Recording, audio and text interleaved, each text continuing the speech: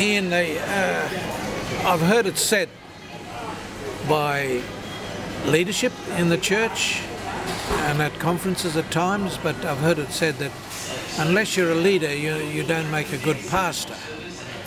Now, I notice there seems to be some very good leaders, but they don't seem to have the pastoral gift that you're talking about. Yeah. What do you say about that? Look, I remember speaking with a younger pastor on one occasion. He, on Sunday, probably averaged a congregation of just over 150, and so he was very, very strong on all the things he'd learned about leadership. And I mentioned to him another pastor who was on a Sunday would be averaging between 700 and 1,000. And his immediate comment was, he's not a leader. I said, if he's not a leader, how come 700 to 1,000 people go there? He said, that's because people like him. And I think sometimes our understanding of leadership has become more military rather than that of a shepherd, which is what a pastor is. That's a good point. Yeah, I guess the word shepherd is overall.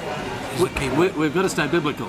Once we get beyond the biblical. See, I think, again, a lot of our pastors are good administrators. And that's a great quality, but it's not an ascension gift.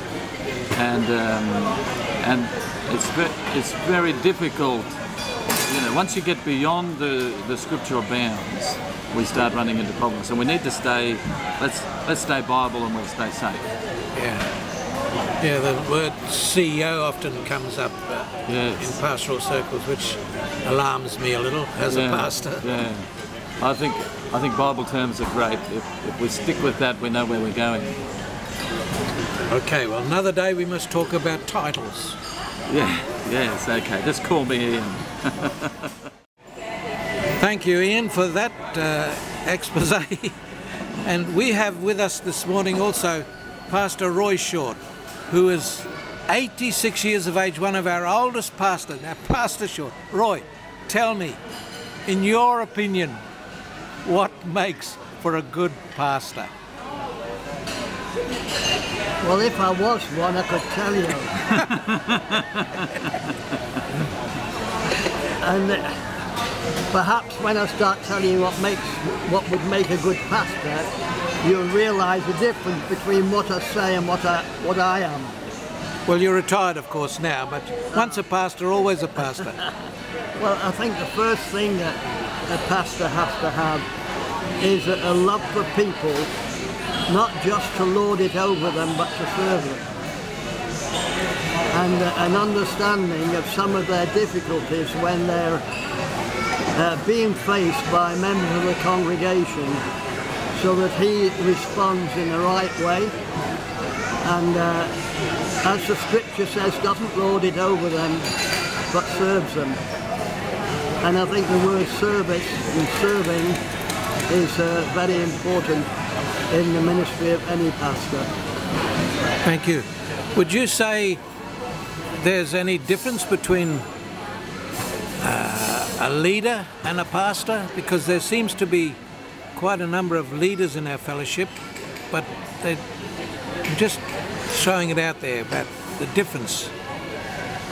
I think a pastor does have to be a leader, but I think he has to remember the paramount thing is leading by example, not just leading from the pulpit. And his attitude towards his privilege of being a pastor should be highlighted by his willingness to not only lead in the sense of being out front, but also lead in the sense of caring for his flock. Thank you.